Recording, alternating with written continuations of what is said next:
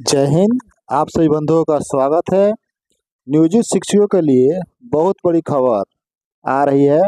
CM Nitish Kumar ji के बाद अभी अभी शिक्षा मंत्री से मिले आनंद पुष्कर। एक टीवी पत्रकार से उन्होंने बातचीत की। आइए जानते हैं कि इस नियोजित शिक्षकों के लिए क्या क्या बातें हुई शिक्षा मंत्री से। तो उनको भारी परेशानी होगी। महिला शिक्षिका है, दिव्यांग शिक्षक हैं, पति पत्नी लोग हैं। तो इस ओर मुख्यमंत्री ने बड़ा सकारात्मक दृष्टि से बातों को सुना और हमने जो दरखास्त माननीय मुख्यमंत्री महोदय को दिया उसको उन्होंने पढ़ा और पढ़ने के बाद माननीय मुख्यमंत्री महोदय ने तुरंत जो है एसीएस एस सिद्धार्थ महोदय से उन्होंने बात भी किया और बात करने के बाद उन्होंने उनको कहा भी, माननीय मुख्यमंत्री महोदय ने उनको कहा भी कि आप इन सब सारे पहलुओं को देखिए, मैं आनंद को भेज रहा हूं। और मैं जाके फिर एस सिद्धार्थ महोदय से भी हमारी बात हुई, जो अपर मुख्य सचिव हैं। उन्होंने कहा कि I will got your letter to chief minister house, chief minister told me. तो मुझे लगता है कि जो हम लोगों ने इशूज को उठाया है वो सकारात्मक दृष्टि से जा रही है और कहीं ना कहीं हम सबों को भी परिणाम सकारात्मक रूप से देखने को मिलेगा। चलिए, हम भी उम्मीद करते हैं, चूंकि आपके प्रयास ने कई बार रंग लाया भी है और अब तो जिस एसीएस की वजह से आप लोग चिंतित थे उनका तबादला भी हो गया है। दूसरे विभाग में नए तेज तर्रार एस सिद्धार्थ कहे जाते हैं, वही विभाग संभाल लें और कई चीजें बदली भी गई है। उम्मीद करते हैं कि इस बार भी आपने जिन जिन बिंदुओं पर ध्यान आकृष्ट कराया है शिक्षा मंत्री जी का और मुख्यमंत्री जी का। इस वक्त हमारे साथ सारण शिक्षक निर्वाचन क्षेत्र के प्रत्याशी आनंद पुष्कर जी हैं। केदारनाथ पांडे जी के पुत्र भी हैं और शिक्षक नेता भी हैं। लगातार शिक्षकों के हित की बात करने के लिए ये सरकार से, एडमिनिस्ट्रेशन से बात करते रहते हैं। आज भी इन्होंने शिक्षा मंत्री सुनील कुमार जी से मुलाकात की है। कुछ दिनों पहले इन्होंने मुख्यमंत्री नीतीश कुमार से भी मुलाकात की थी। जानते हैं इन्हीं से कि आखिर क्या बातचीत हुई है, किन मुद्दों पर इन्होंने मुलाकात की है, क्या निष्कर्ष निकला है और आने वाले दिनों में क्या क्या चीजें अच्छी हो सकती है शिक्षकों के हित में। सबसे पहले बहुत बहुत धन्यवाद आप आनंद जी। क्या बातचीत हुई है आज शिक्षा मंत्री जी से मुलाकात में? देखिए, प्रैक्टिकल बात है आशुतोष जी की आज शिक्षा मंत्री ने 12:30 बजे मुझे समय दिया था और 12:30 बजे हम गए थे और हमारे साथ बिहार माध्यमिक शिक्षक संघ के संयुक्त सचिव विनय मोहन जी भी थे जी। और हमारी बात यही हुई। हमने 2-3 इशू पे उनके ध्यान को आकृष्ट किया कि एक तो जो पूर्व में जो नियोजित शिक्षकों की जो ड्राफ्ट बनाई गई थी, जिस ड्राफ्ट में यह ऑलरेडी मेंशन किया हुआ था कि जो नियोजित शिक्षक सक्षमता परीक्षा को उत्तीर्ण कर जाएंगे तो उत्तीर्ण करते ही उनको राज्यकर्मी का दर्जा दे दिया जाएगा।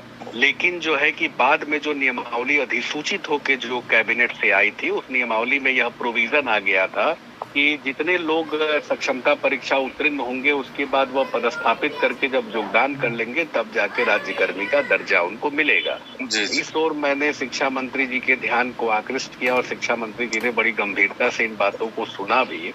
और वहीं पे आपको प्रशासनिक प्राथमिक डायरेक्टर भी थे और आपको सेकेंडरी डायरेक्टर, दोनों लोग वहीं उनके चेंबर में ही बैठे हुए थे। तो प्राथमिक डायरेक्टर ने कहा भी, हमारी बातों को सुन के उन्होंने शिक्षा मंत्री को स्वयं कहा कि नहीं, पूर्व में यह ड्राफ्ट में यह प्रोविजन रहा। तो एक तो यह मसला था। दूसरा मसला था कि एनसीसी वाले लोग जो जिन्होंने सक्षमता परीक्षा दी है, तो बहुत सारे विद्यालयों में एनसीसी कैडर कोर्स होता नहीं है, तो वहाँ बच्चों के लिए परेशानी होगी। और वैसे शिक्षकों के पदस्थापन के भी इशू को मैंने उनके समक्ष में रखा कि अगर विद्यालय के रूप में अगर आप ले जाते हैं, थोड़ा सा नेटवर्क प्रॉब्लम हो रहा है, थोड़ा नेटवर्क एरिया में आइए आनंद जी।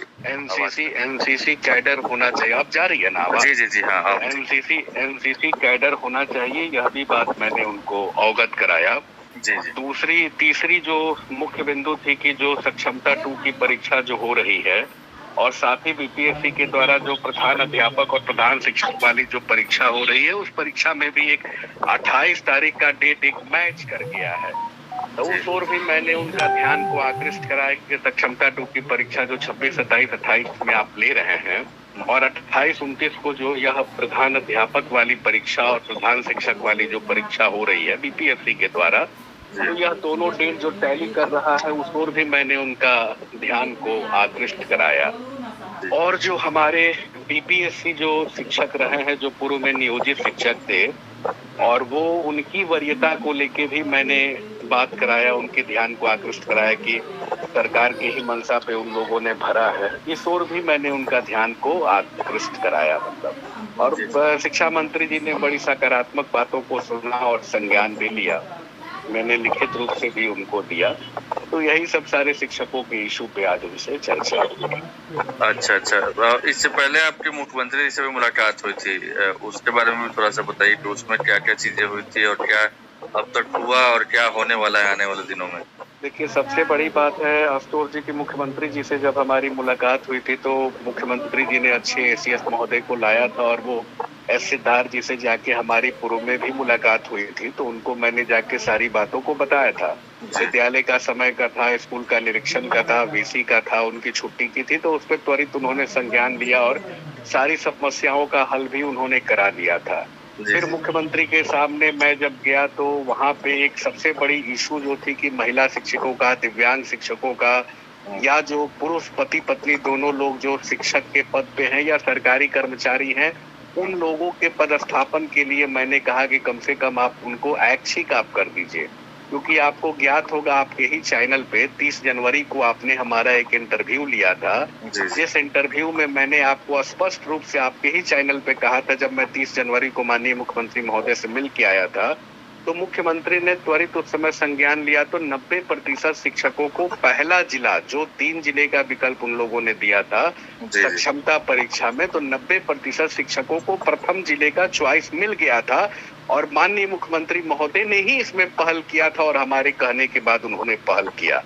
तो अब जब यह पदस्थापन की बातें जब चल रही है कि अब पदस्थापन उनका किया जाएगा, तो हमने बस मुख्यमंत्री जी का ध्यान इस ओर आकृष्ट किया कि जो पदस्थापन की बातें चल रही है, तो जिले में भी रेडियस बहुत दूर दूर होते हैं, 50, 60, 70 किलोमीटर में एक जिला का रेडियस होता है। तो कहीं ना कहीं शिक्षक एक जगह से दूसरी जगह काफी दूर अगर उनका हो जाता है तो उनको भारी परेशानी होगी। महिला शिक्षिका है, दिव्यांग शिक्षक हैं, पति पत्नी लोग हैं, तो इस ओर मुख्यमंत्री ने बड़ा सकारात्मक दृष्टि से बातों को सुना, और हमने जो दरखास्त माननीय मुख्यमंत्री महोदय को दिया उसको उन्होंने पढ़ा, और पढ़ने के बाद माननीय मुख्यमंत्री महोदय ने तुरंत जो है एसीएस एस सिद्धार्थ महोदय से उन्होंने बात भी किया, और बात करने के बाद उन्होंने उनको कहा भी, माननीय मुख्यमंत्री महोदय ने उनको कहा भी कि आप इन सब सारे पहलुओं को देखिए, मैं आनंद को भेज रहा हूँ। और मैं जाके फिर एस सिद्धार्थ महोदय से भी हमारी बात हुई, जो अपर मुख्य सचिव हैं, उन्होंने कहा कि I will got your letter to chief minister house, chief minister told me. तो मुझे लगता है कि जो हम लोगों ने इश्यूज को उठाया है वो सकारात्मक दृष्टि से जा रही है, और कहीं ना कहीं हम सबों को भी परिणाम सकारात्मक रूप से देखने को मिलेगा।